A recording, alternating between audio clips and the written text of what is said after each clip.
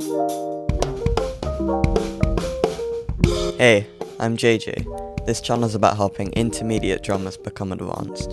You've read the title, so let's just get into it. So this video is about practicing to get faster on the drums, which I feel like is really overcomplicated sometimes. So for the purposes of this video, I'll assume you're just trying to do conventional vocabulary in normal genres and not going into any extreme tempos. So I'll assume you're not going to do any 250 beats per minute blast beats. So with that distinction out the way, we can basically eliminate 90% of all the stuff on YouTube about getting faster at drums, because they all focus on just hand speed and they don't talk about moving around the drum set, which is way more of a limiting factor most of the time.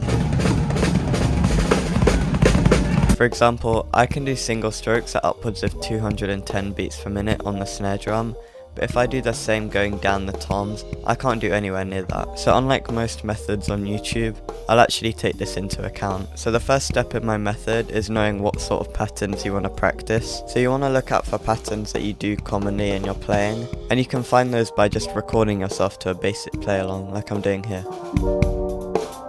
So practice those ones which you play commonly, and practice these basic ones like playing up and down the toms and these very famous fills.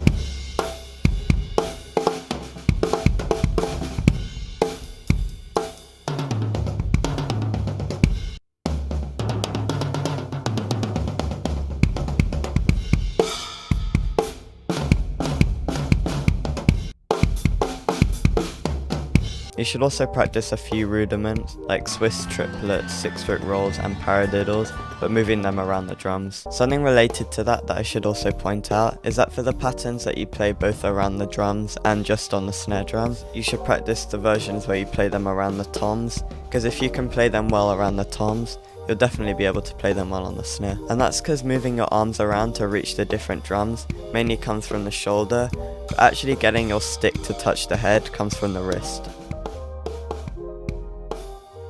So the second stage in the method is finding the maximum tempo you can play each pattern well at. So for each pattern, make a note of your max tempo, and whether you thought what limited you was your arm moving around the drums, or your wrist actually hitting the strokes. So here's a fill where my hand speed was limiting me. Here's a fill where what limited me was moving my arms to hit the different drums.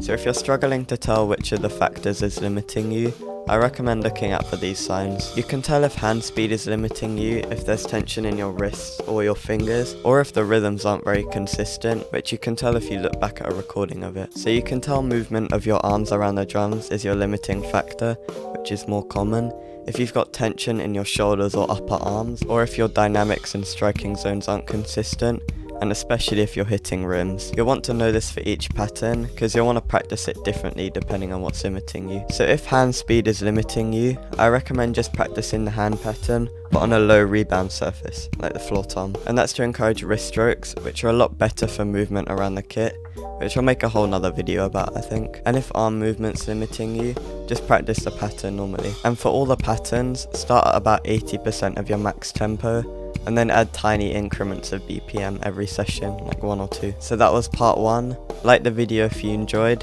and subscribe to see part 2. Thanks for watching. Click on this video to see my goal setting system, and goodbye.